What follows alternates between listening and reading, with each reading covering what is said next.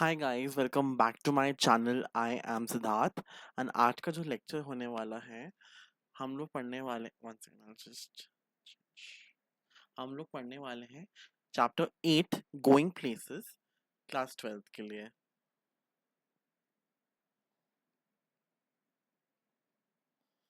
ये बुक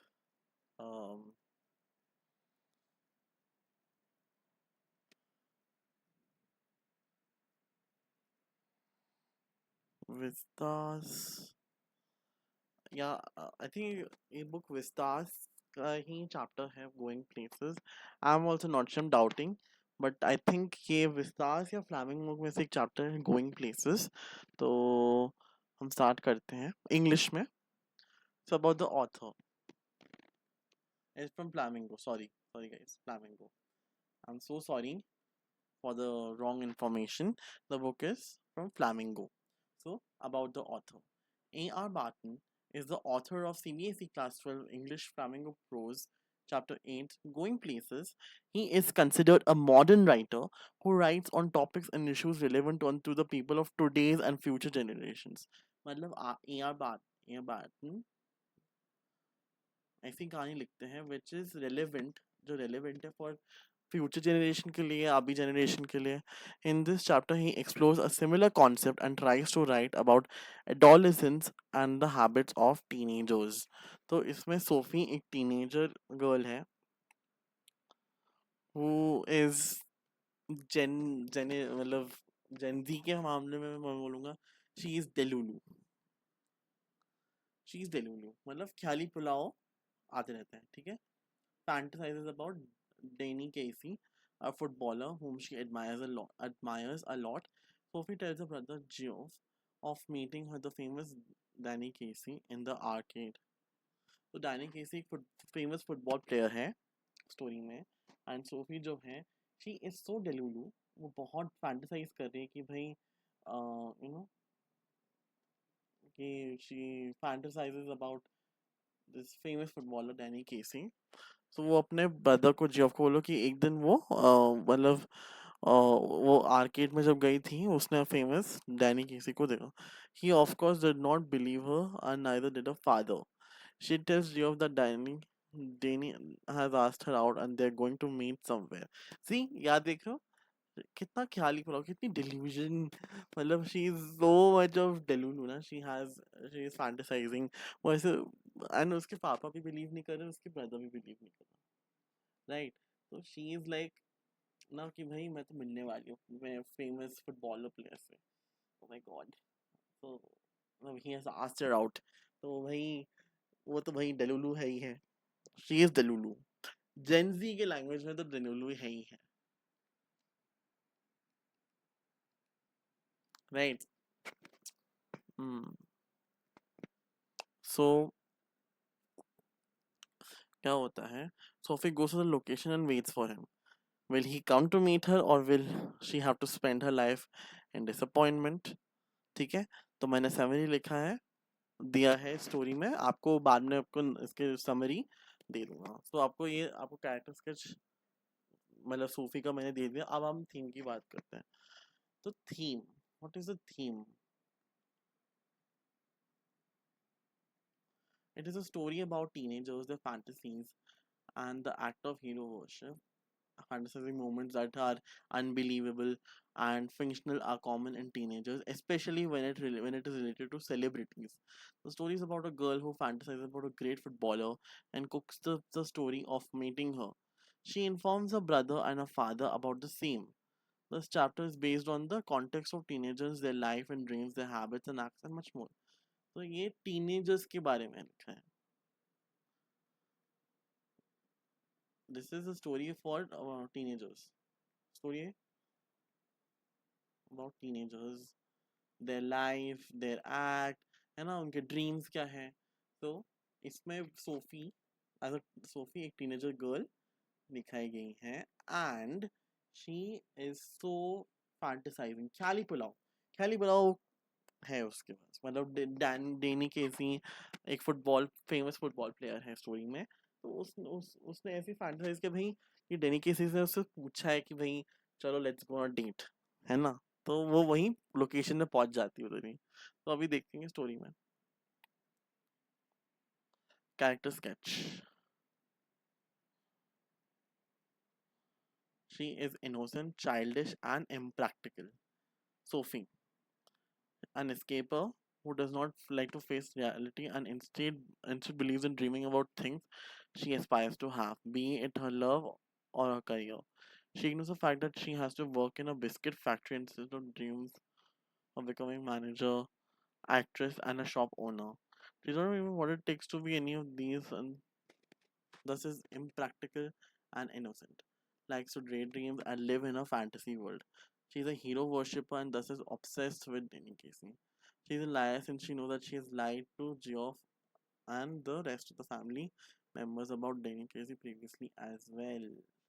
अब क्या होता है, सोफी जो है शी इज इनोसेंट, शी उसका चाइल्ड जैसा बिहेवियर इम्प्रैक्टिकल है, एक वो एस्केपिज्म एस्केपर है कि उसको रियलिटी को फेस करना अच्छा लगता, मतलब sorry can not face the reality. मतलब that's why she has a lot of she's so मतलब delusion. She is so fantasizing about Danny Casey, about her life, career. उसको एक्ट्रेस बनना है, उसको ये बिस्किट फैक्ट्री में काम नहीं करना है, राइट? तो सोफी इज लाइक कि भाई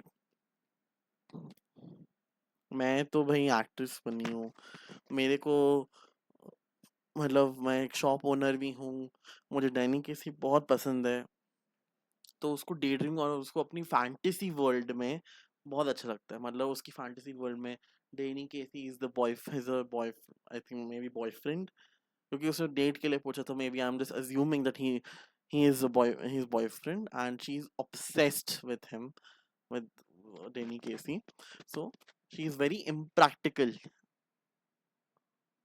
बहुत ही उसका वो मतलब सोचना नहीं है कि भाई मतलब उलट उलट पुलट काम ही करने हैं इसको, Gen Z.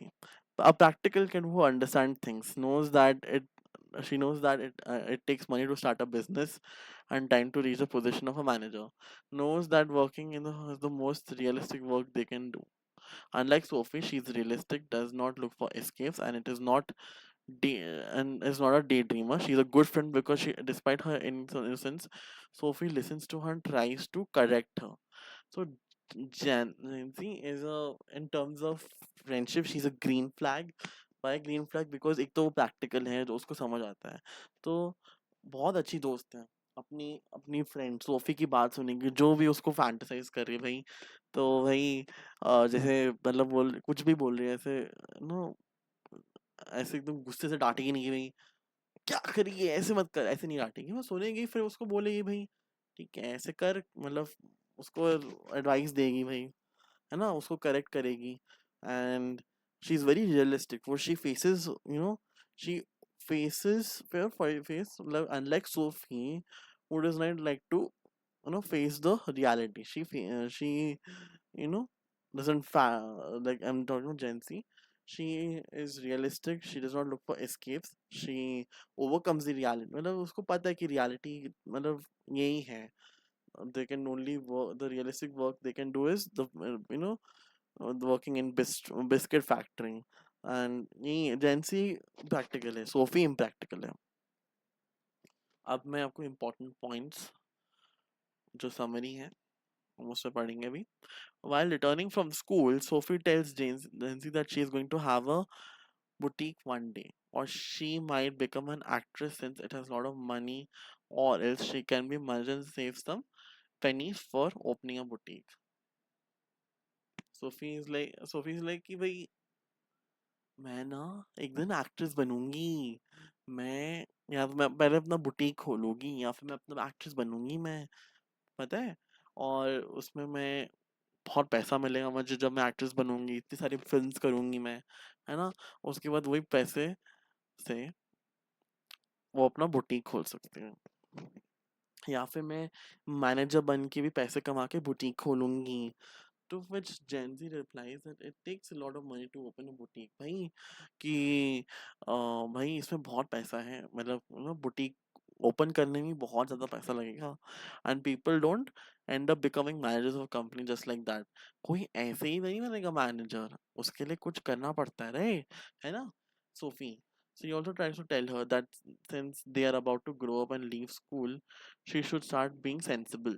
अब यहाँ बोला है कि भाई अ, हम हम अब बड़े हो रहे हैं सोफी, अब हमें ना स्कूल, अभी मतलब स्कूल हमारा खत्म होने वाला है, हम लोग 12th में हैं, तो भाई थोड़ा सेंस, अभी ना सेंस वाली बात करनी है, मतलब जिसमें थोड़ा सेंस, मतलब कुछ सेंसिबल यार, अपना रिस्पॉन्सिबिलिटीज अभी हमें देखना, हमारा करियर अभी हमारे हाथ में है। Second,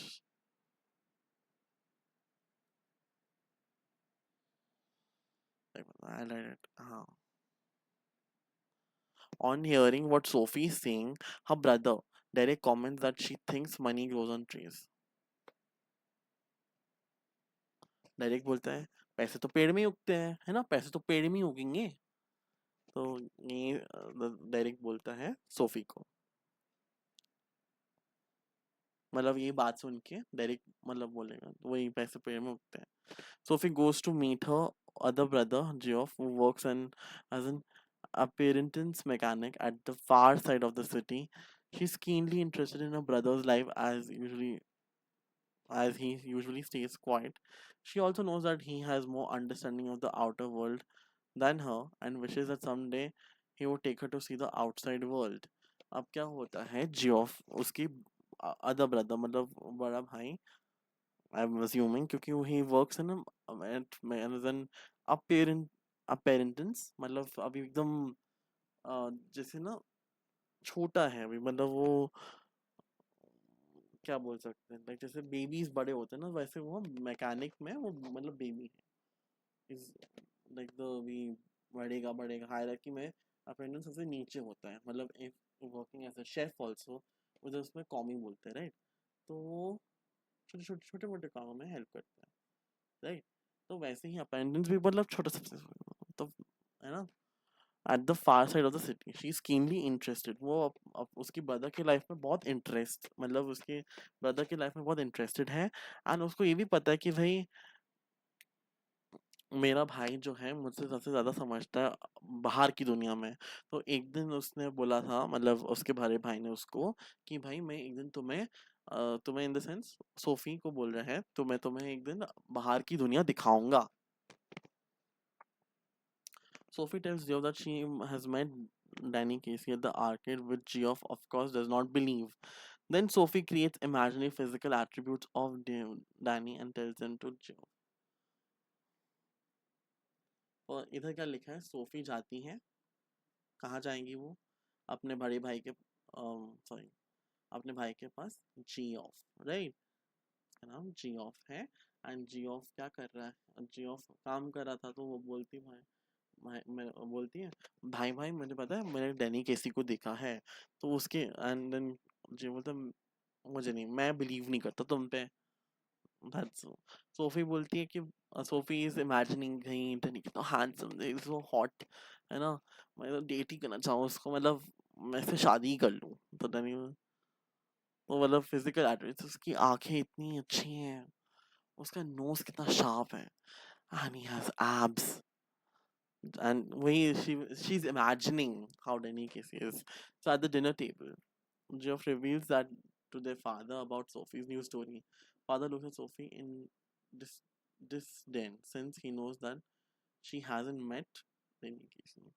Geoff and their father start having a conversation about Casey, and Sophie interrupts in between to say that Danny has told her he's going to buy a shop.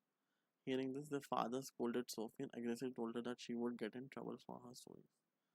अब क्या बोल रहा है डिनर टेबल में, Geoff बोल देता है, reveal कर देता है कि भाई अपने उसके बाद कि शी उसने कुछ ऐसी स्टोरी इमेज, मतलब ऐसे फैंटेसी स्टोरी बता रही है that she is met Danny KC.